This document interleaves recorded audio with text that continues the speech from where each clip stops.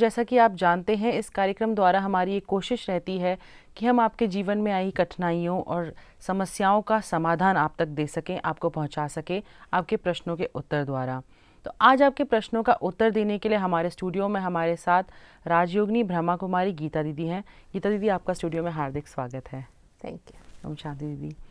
दीदी, जैसे कि हम कर्मों की बात करते हैं अपनी ज़िंदगी में, तो आज का जो प्रश्न है वो उर्विका बॉम्बे से है। वो पूछती हैं कि हम अपनी लाइफ में कर्मों को इतनी इम्पोर्टेंस क्यों देते हैं, हर चीज़ घूम फिर के कर्म पे क्यों आती है? इस संसार चक्र का या ये सृष्टि कर्म क्षेत्र का ये सिद्धांत है। जैसे प्रकृति का जगत अपने नियमों से चलता है जी। ऐसे जो चैतन्य शक्ति का जो खेल है, ये सृष्टि खेल प्रकृति और पुरुष, प्रकृति और चैतन्य शक्ति आत्मा से बना हुआ है। जी। देखो, जितनी भी चीज़ें, वस्तुएं, साधन, वैभव हम इस दुनिया में देखते हैं वो प्रकृति के 5 तत्व से बनते हैं। जी। और चैतन्य शक्ति, हम आत्माएं इन चीज़ों का उपयोग करते हैं। जी। तो ये जो सृष्टि का खेल है वो पुरुष और प्रकृति का बना हुआ है, अर्थात चैतन्य शक्ति आत्मा और प्रकृति के 5 तत्वों से बना है, मिलके बना है। तो जैसे प्रकृति जगत के अपने नियम हैं और उस अनुसार वो कार्य करता है। जी। हम दिन प्रतिदिन खोजें करते हैं, हमारे साइंटिस्ट, और प्रकृति जगत के नए नए सत्य हमारे सामने आते हैं। जी। इसी प्रकार चैतन्य शक्ति आत्मा, जिसे हम स्पिरिट कहते हैं, उससे संबंधित जो ज्ञान है उसे स्पिरिचुअल नॉलेज कहा जाता है। माना स्पिरिट के संबंधित ज्ञान को हम स्पिरिचुअल नॉलेज कहते हैं। तो वो जो चैतन्य शक्ति आत्माओं का इस दुनिया में जो रोल है, ये कर्म क्षेत्र है और उसका ये सिद्धांत है कि यहाँ करेगा सो पाएगा। ये मतलब ये सृष्टि कर्म क्षेत्र है। हाँ। जी। और इस कर्म क्षेत्र का ये नियम है कि जो करेगा सो पाएगा। जी। तो स्वाभाविक है कि ये सिद्धांत हमें बार बार हर बात में याद आएगा। जीवन भी वास्तव में क्या है?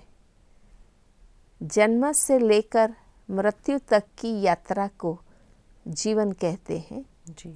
और जन्म से लेकर मृत्यु के बीच में जो कर्मों का खेल चलता है उसे ही तो हम जीवन कहते हैं। जी। जी। क्योंकि चैतन्य शक्ति मीन्स क्रियाशील। जैसे ही चैतन्य शक्ति आत्मा को शरीर मिलता है, जी। फिजिकल ऑर्गन्स प्राप्त होते हैं, वो एक्टिव हो जाती है। जी। वो कर्म में आ जाती है। जी। इसलिए इस सृष्टि को कर्म क्षेत्र कहते हैं, क्योंकि आत्मा इस दुनिया में आकर शरीर धारण कर कर्म करती है। तो जीवन में जो कुछ हम प्राप्त करते हैं वो कर्म के बल से प्राप्त करते हैं। जी। इसलिए हमें बार बार, और विशेषकर भारत में हमें बार बार कर्म फिलॉसफी के बारे में याद कराया जाता है, कर्म का ज्ञान दिया जाता है। क्योंकि जीवन में जो कुछ भी हम प्राप्त करते हैं, सुख या दुख, अच्छा या बुरा, जो कुछ प्राप्त करते हैं कर्म के बल से प्राप्त करते हैं। हर चीज़ जो है वो कर्म पे है। हाँ, इसलिए कर्म का ज्ञान तो हर क्षण हमें याद रहना ही चाहिए और एक दो को याद दिलाना ही चाहिए। जी दीदी। दीदी, अब जैसे आपने कहा कि कर्म ही सब कुछ है। अब कर्म 2 तरह के होंगे, एक अच्छे और एक बुरे। अब हर इंसान का अच्छे और बुरे का अपना क्राइटेरिया होता है सोचने का। तो हम ये कैसे पता लगाएं कि जो हमने सोचा कि अच्छा कर्म है ये सच में ही अच्छा कर्म था, या जो हमने सोचा कि ये बुरा कर्म था, ये सच में ही बुरा कर्म था? देखो, हर इंसान के पास जितना ज्ञान होगा उस हिसाब से ही उनके पास इस विषय में समझ होगी। जी। मनुष्य अल्पज्ञ कहा जाता है, उसके पास लिमिटेड नॉलेज है। जी। क्योंकि हम तो भूल भी जाते हैं, स्मृति भी आती है, विस्मृति भी होती है। और जब हम शरीर के बंधन में हैं, प्रकृति के बंधन में हैं, तो लिमिटेड नॉलेज हमारे पास होता है। जी। तो स्वाभाविक है कि मानव मन की कर्म के संबंध में जो कुछ व्याख्याएं होगी वो संपूर्ण नहीं होगी, और इसलिए एक दो के जो कर्म के संबंध में विचार है वो कॉन्फ्लिक्ट होंगे ही। आज धर्म संप्रदायों का भी कर्म के बारे में कई बार अलग अलग मत आप देखेंगे, क्योंकि वो भी मनुष्यात्माओं के द्वारा ही स्थापन हुए हैं। चाहे महात्माएं हैं, धर्मात्माएं हैं, जिन्होंने अलग अलग धर्म संप्रदाय मठ पंथ स्थापन किए या अपना मत संसार के आगे रखा, वो भी अपनी बुद्धि, साधना, अनुभूति के आधार पर रखा। जी। तो फाइनल ट्रूथ, पूर्ण सत्य मनुष्य तो नहीं बता सकता है। इसलिए स्वाभाविक है कि मनुष्यों के कर्म के बारे में, अच्छे और बुरे के बारे में जो भी मत होंगे वो अलग अलग भी होंगे और विरोधाभासी भी हो सकते हैं। जी। इसलिए परमात्मा, जिनको हम ज्ञान का सागर कहते हैं, नॉलेजफुल कहते हैं, सर्वज्ञ कहते हैं, परमात्मा ही आकर हमें आखिरी सत्य बताते हैं। तो परमात्मा आकर के जो हमें अच्छे और बुरे कर्म की एक सिंपल व्याख्या बताते हैं वो ये है कि हम मनुष्य आत्माएं अपनी जो कॉन्शियस प्योर कॉन्शाइंस है, हमारी जो आंतरिक चेतना है शुद्ध, जी। उस शुद्ध आत्म स्वरूप में स्थित होकर जो भी कर्म करते हैं, सोचते हैं, बोलते हैं, तो वो सत्य है। जब हम अपने पवित्र आत्म स्वरूप को गंवा देते हैं, बॉडी कॉन्शियस बन जाते हैं, शरीर भान में आ जाते हैं, अज्ञान, अल्प ज्ञान, मिथ्या ज्ञान के वश हो जाते हैं, तो जो हम कर्म करते हैं वो सही नहीं होता है। जी। तो दीदी, हम ये कैसे, जो जैसे हम लोग हैं जिन्हें नहीं इतना नॉलेज है, वो कैसे डिफ्रेंशिएट किए करें कि हम कब फिजिकल कॉन्शियस में होके सोच रहे हैं और कब सोल कॉन्शियस में होके सोच रहे हैं? उसके लिए आध्यात्मिकता का प्रथम सत्य जो है वो हमें समझना होगा कि हम इस प्रकृति के बने हुए शरीर को धारण करने वाली चैतन्य शक्ति है, आत्मा है। जो चैतन्य शक्ति ही सोचती है, बोलती है, कर्म करती है, वो ही करता है और भोगता है। और वो चैतन्य शक्ति अपने ओरिजिनल स्वरूप में शुद्ध है, सत्य है, पवित्र है। इसलिए हरेक मनुष्यात्मा को सत्य अच्छा लगता है, शुद्धि, पवित्रता अच्छी लगती है, क्योंकि हमारा जो ओरिजिनल चैतन्य आत्म स्वरूप है वो शुद्ध है। भल हम वर्तमान में देहभान के वश कई गलत संस्कार अपने में बना लेते हैं जी। और उन संस्कारों के वश गलत कर्म करने के लिए तैयार हो जाते हैं। जी। लेकिन आपने हरेक के अनुभव और मुख से सुना होगा कि जो उसका अंतरात्मा का आवाज़ है वो उनको जगाता रहता है कि ये गलत है, ये नहीं करना चाहिए, नहीं करना चाहिए। कोई पाप करने के लिए तैयार होते हैं तो भी उनको अंदर से ये होता है कि ये सही नहीं है, मुझे नहीं करना चाहिए।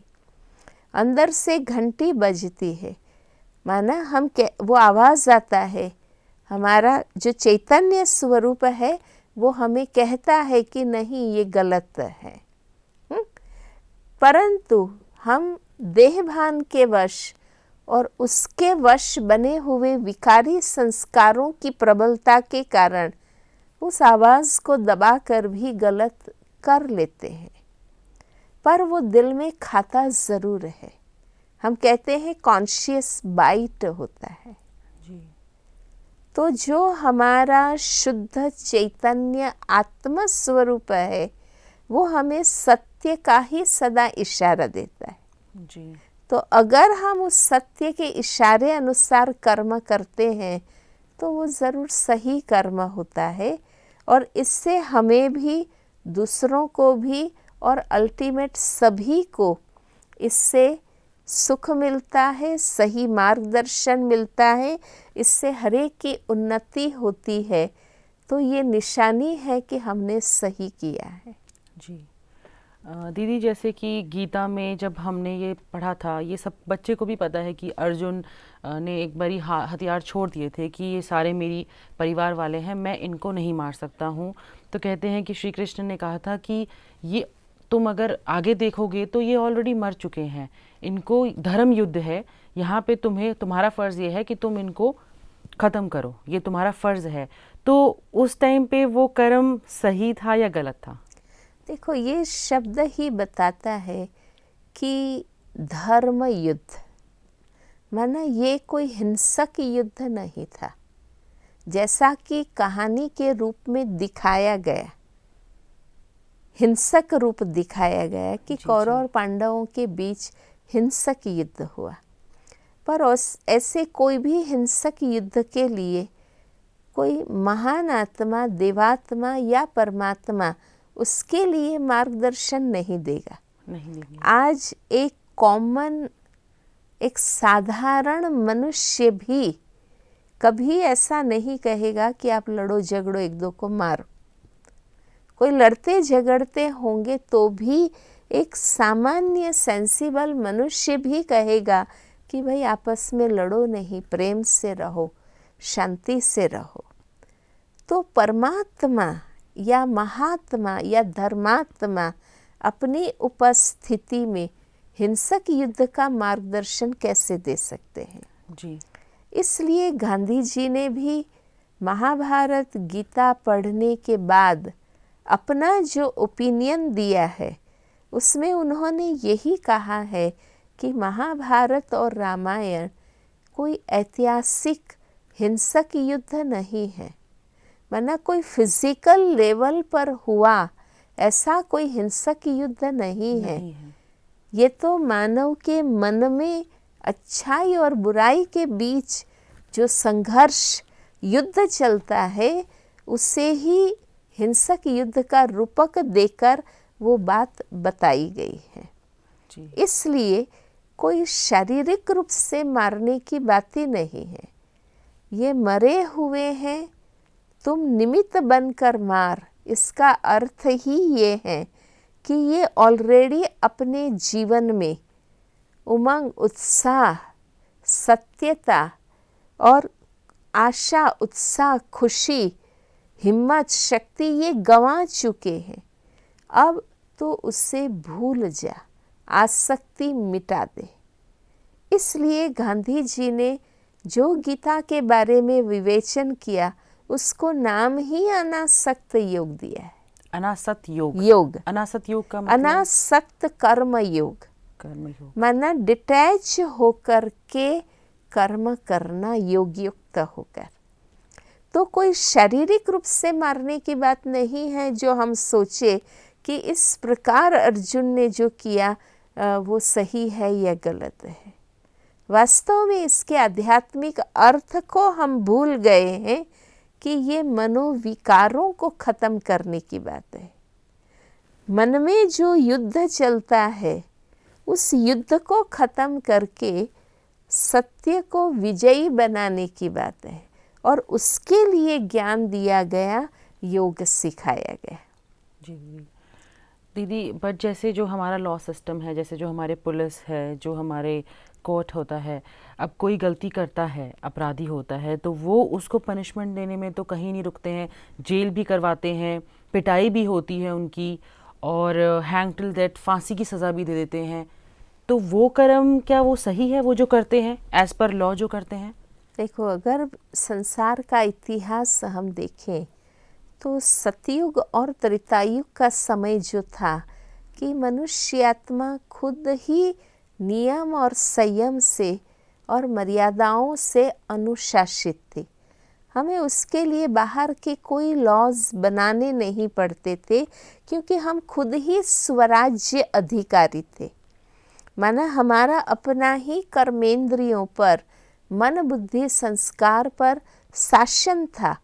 इसलिए हम संतुलित होकर के सत्कर्म करते थे। इसलिए उस टाइम पीरियड को सतयुग कहा गया। जी।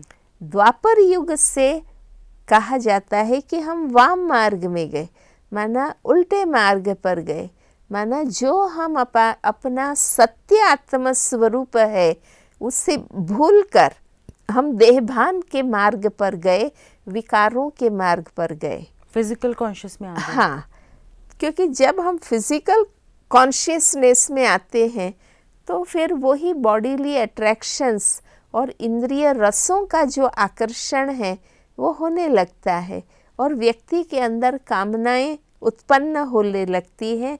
उन कामनाओं की पूर्ति करने के लिए वो लालायित हो जाता है, और जब वो नहीं पूर्ति होती है तो क्रोध आता है। इसलिए गीता में एक श्लोक भी है कि काम से क्रोध उत्पन्न होता है, क्रोध से मूढ़ता आती है, उससे हमारी स्मृति नष्ट होती है, विवेक खत्म होता है और हर प्रकार से हमारा पतन होता है। माना गीता में भी बॉडी कॉन्शियसनेस को और बॉडी कॉन्शियसनेस के आधार पर जो नेगेटिविटीज़, विशियसनेस हमारे में डेवलप होता है, उससे ही पूर्ण पतन का मार्ग बताया गया है। जी। इसलिए सोल कॉन्शियस स्टेज से जो कर्म हम करते हैं, एक परफेक्ट सोल कॉन्शियस स्टेज से जो कर्म करते हैं वो सत्कर्म होता है। तो जब हमने जीवन के नियम संयम तोड़े तो हमने बाहरी समाज के नियम बनाए कि भाई हर एक को इस प्रकार करना होगा। जी। और जब उन नियम अनुसार भी इंसान, क्योंकि जब हमारी वृत्ति खराब हो जाती है तो बाहरी जितने भी नियम बनेंगे हम उनके उल्लंघन के रास्ते निकाल लेते हैं। जी। तो फिर ये लॉज बनाए गए। जी। आखिर समाज को व्यवस्थित चलाने के लिए कोई तो नियम बनेगा ना। तो वो बने ही इसलिए कि जब हमारा आंतरिक अनुशासन, हमारे जीवन के नियम संयम खत्म हुए तो बाहरी ये नियम बनाने पड़े। और उन नियम के विरुद्ध भी जब लोग गलत कर्म करते हैं तो दुनिया की गवर्नमेंट ने, जैसे कहते हैं ना भी, साम दाम दंड और भेद, ये नीति बनाई। जी। तो उस, क्योंकि जब इंसान खुद अपने विवेक से कर्म सही नहीं करता है और समाज को भी डिस्टर्ब करता है और दूसरे अनेकों को दुखी करता है, तो फिर मनुष्य आत्माओं के द्वारा समाज की ये व्यवस्था बनाई गई कि अब आखिरी उसको दंड दिया जाएगा और लास्ट की भी उसको फांसी पर चढ़ाया जाएगा। तो समाज ने ही ये नियम बनाए, उस नियम अनुसार जो काम किए जाएंगे तो उसको हम खराब कैसे कहेंगे। मतलब अगर हमारा लॉ किसी को फांसी की सज़ा देता है तो वो, क्योंकि हम इतना अपने कंट्रोल खो चुके थे, तो वो पनिशमेंट हमारे लिए फिर जस्टिफाइड हो जाती है। माना इस दुनिया के व्यवस्था के हिसाब से जी। ओरिजिनल बात तो यही है कि इंसान को सत्य समझ के द्वारा परिवर्तन किया जाए। हम किसी को दंड देकर सुधार, सदा के लिए सुधार नहीं पाते। हम थोड़े समय के लिए उनको गलत कर्म करने से रोक पाते हैं। जी। पर जब तक हम उनकी वृत्तियों को नहीं बदलते हैं, हम सदा काल का परिवर्तन नहीं कर सकते हैं। इसलिए सही प्रयास तो यही है कि व्यक्ति समझ और शक्ति और शुद्ध चरित्र के प्रभाव से स्वयं का परिवर्तन करे। और ये बात आजकल अब समझ में आई भी है।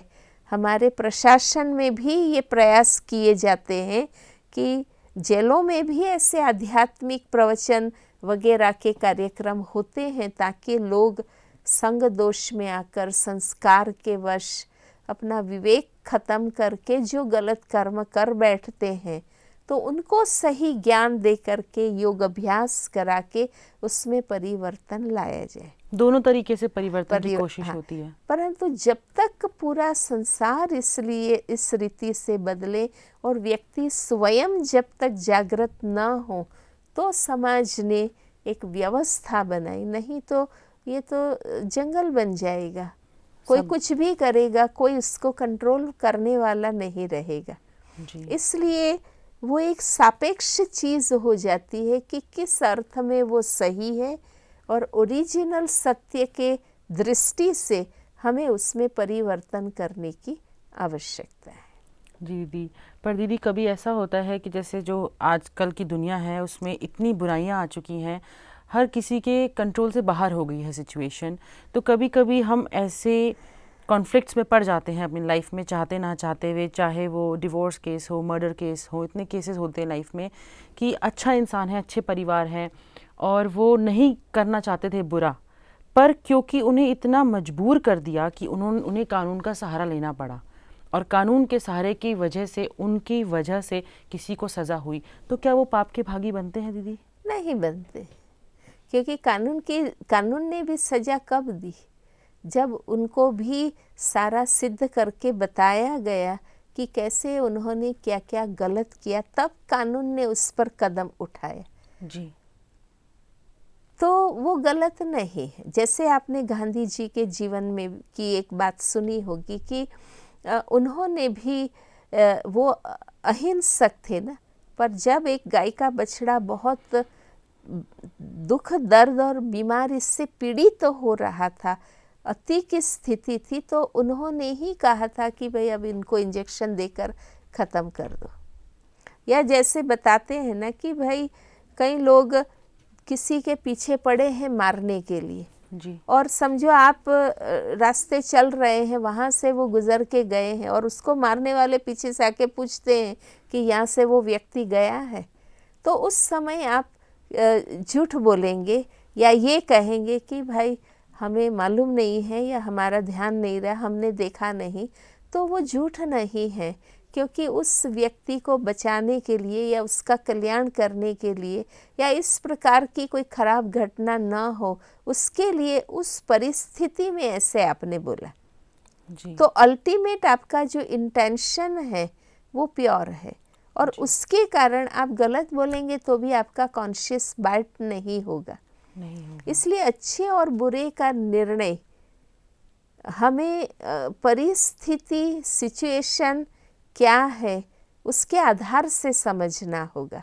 पर एक सिंपल लॉजिक यही है कि हम अपने माना आत्मा के ओरिजिनल जो उनके सत्य गुण हैं, जो परमात्मा की भी ओरिजिनल क्वालिटीज़ है, उसके विपरीत जो कर्म करते हैं वो हमें दुख शांति देने वाले होते हैं, उसे गलत कर्म कहा जाएगा जी। पर आज आत्मा की सत्य स्थिति रही नहीं है, इसलिए गलत संस्कार के वश हम कर्म कर लेते हैं जो हमें फिर बाइट होता रहता है, दिल खाता रहता है। तो कहते हैं ना भी जिसमें दिल खाता है, जहाँ छिपाना पड़ता है, जहाँ आपको अंदर अंदर भय और चिंता होती है, समझो कुछ गलत कर्म हुआ है, गलत कर्म हुआ है। हमारी आत्मा की हम सच्चाई खो चुके हैं, तो हमारा कॉन्शियस हमें तब भी कहीं ना कहीं अंदर टोकता रहता है कि नहीं ये गलत है, ये गलत है, और वो हर किसी का टोकता है, पर तब भी हम अपने फायदे के लिए। संसार में एक कुदरती ये व्यवस्था बनी हुई है। परमात्मा तो जब सृष्टि पर आए और हमें सत्कर्मों की सत्य परिभाषा बताएं, वो तो तब, लेकिन उसके अलावा भी इस संसार में कुदरती ये व्यवस्था बनी हुई है, क्योंकि हर एक आत्मा भी ओरिजिनली शुद्ध है, सत्य है, पवित्र है, शांत है। इसलिए उसकी ओरिजिनल जो मूल स्थिति है, वो जब भी कोई कर्म हम करते हैं तो राइट है, तो हमें खुशी होगी, अंदर से सेटिस्फैक्शन होगा। और जब हम अपने प्योर कॉन्साइंस के विपरीत कोई भी कर्म करते हैं तो तुरंत हमारा दिल खाता है और अंदर से हमें सिग्नल मिलता है कि ये सही नहीं है, नहीं किया, अपने फ़ायदे के लिए कर लिया, पर सही नहीं किया। जी दीदी, पर दीदी अब दो बातें ये हैं कि अगर हम किसी के लिए अच्छाई करते हैं, मान लीजिए सामने वाला नहीं समझ रहा है, तो किस लिमिट तक हम अच्छाई करने के लिए अपने आप को प्रिपेयर करें, और किसी की बुराई को किस हद तक सहने के लिए, कि अपनी आत्मा को कब तक हम वो परेशान करें, किसी की बुराई कब तक सहें? देखो, अच्छाई जो हम करते हैं, अगर स्वयं ही हम अच्छे बनकर करते हैं, एक है कि भाई टेम्पररी कोई भी रिलेशन के कारण, कोई भी परिस्थिति के हिसाब से कुछ अच्छा किसी के लिए भी हमने कर दिया, पर एक है कि हम स्वयं भी महान बनकर अपने जीवन को सत्य बनाकर, सचरित्र बनाकर हम किसी के लिए अच्छाई करते हैं, तो उसमें फिर कोई लिमिट आती ही नहीं है। क्योंकि जो कुछ मैं अच्छाई कर रही हूँ वो दूसरे के लिए नहीं कर रही हूँ, पर मैं अच्छाई इसलिए कर रही हूँ क्योंकि मैं स्वयं अच्छी हूँ, मैं स्वयं महान हूँ। जी। लिमिट तब हम सोचते हैं कि जैसे मैं उसके लिए अच्छा कर रही हूँ, किसी और के लिए, तो हम सोचते हैं कि आखिर कब तक। पर मैं जो भी अच्छे कर्म कर रही हूँ वो दूसरे के लिए नहीं, हिसाब से नहीं कर रही हूँ, पर मैं इसलिए करती हूँ कि मैं स्वयं ही अच्छी हूँ, मैं स्वयं ही सत्य हूँ, मैं स्वयं ही महान हूँ। इसलिए मेरे तरफ से जो कर्म होगा वो तो अच्छा ही होगा। और इस हिसाब से भाई दूसरे के बुरे कर्म को कब तक हम सहन करें, तो सहन करना भी तब ही हमें लगता है जब सहन करने का वास्तविक अर्थ हम नहीं समझते हैं। सहन करने का अर्थ है कि हम अंदर से इतने शक्तिशाली बने ताकि किसी के बुरे व्यवहार का कोई नेगेटिव प्रभाव हमारे पर न पड़े। इतना अंदर में अपनी शक्ति रखना, तो उसे कहते हैं कि भाई ये तो बहुत सहनशील है, उसने इतना खराब किया तो भी उसने जरा भी रिएक्ट नहीं किया। पर एक्चुअली अगर ऐसी आध्यात्मिक और नैतिक शक्ति वाली कोई भी आत्मा से पूछो तो वो कहेगी कि इसमें सहन करने की कोई बात ही नहीं है, क्योंकि मेरा उनके अंदर अच्छाई की इतनी शक्ति होती है कि वो उसके प्रभाव में आते ही नहीं है, रिएक्ट करते ही नहीं है। जी। तो कब तक सहन करने की बात नहीं है। जी। और दूसरा ये है कि भाई हाँ, कोई गलत कर रहा है, वो हमें मूर्ख न समझे, हमें धोखा न दे, हमें बुद्धू न समझे, उसके कारण हम उस संबंध से या परिस्थिति से न्यारे हो जाएं, किनारे हो जाएं, ताकि हम रिएक्ट नहीं कर रहे हैं पर हम समझ तो रहे हैं कि राइट क्या है, रॉन्ग क्या है, तो हम उसका फल, उनका शिकार तो नहीं बनना चाहेंगे ना। जी। क्योंकि नॉलेज तो है, परख शक्ति तो है ना कि आखिर कब तक करना है। जी, जी। जिसमें अगर सफलता नहीं है और हमारे सहन करने का उस पर कोई प्रभाव नहीं है, उसमें कोई परिवर्तन नहीं आ रहा है, तो फिर हमें उससे किनारा करना है, न्यारा हो जाना है। और अति के स्थिति में फिर हमें कोई कायदा हाथ में लेना पड़ता है कि हम बड़ों को कहें या उस प्रकार उसके लिए कोई कदम उठाएं। जी दीदी, कई बारी क्या होता है, जो हमारे अपने घर में ऐसे लोग होते हैं, चाहे वो हमारी अपनी फैमिली हो या इन लॉज हो, तो मजबूरी हो जाती है कि हम उनसे दूर भी नहीं जा सकते और वहीं रह के, क्योंकि कहा जाता है कि अपने आप को सबसे ज़्यादा प्यार करिए, और अपने आप को दुख पहुंचाना भी एक तरह से पाप ही है, उस आत्मा को हर्ट करना।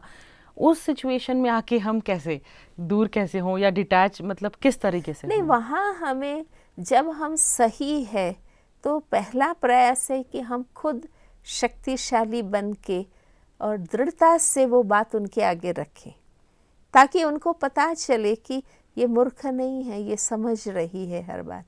अगर उससे एक बार, दो बार, तीन बार उससे भी वो नहीं परिवर्तन करते हैं, तो हम अपने और परिवार के बुज़ुर्गों को उसमें शामिल करें। फिर हम अपने खुद के परिवार को भी बीच में लाएं, और हम उनके दुख का शिकार न बने। तो वो कदम तो हमें उठाना ही पड़ेगा। हमें वहाँ रहना है, इसका अर्थ ये नहीं है कि कोई गुलाम बन के रहना है या दुखी हो कर के रहना है। हम भी उनको दुख नहीं दें, वो भी हमें ना दें। हम उनका रिस्पेक्ट रखें, वो भी हमारा रिस्पेक्ट रखें।